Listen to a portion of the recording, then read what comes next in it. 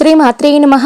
అందరికీ నమస్కారం అండి. ఇవాళ వీడియోలో 2025 సంవత్సరంలో ఫిబ్రవరి నెలలో మనకి 1వ తేదీ నుంచి 28వ తేదీ లోపల గృహప్రవేశానికి ముహూర్తాలు ఏ తేదీల్లో ఉన్నాయో తెలియజేస్తున్నానండి.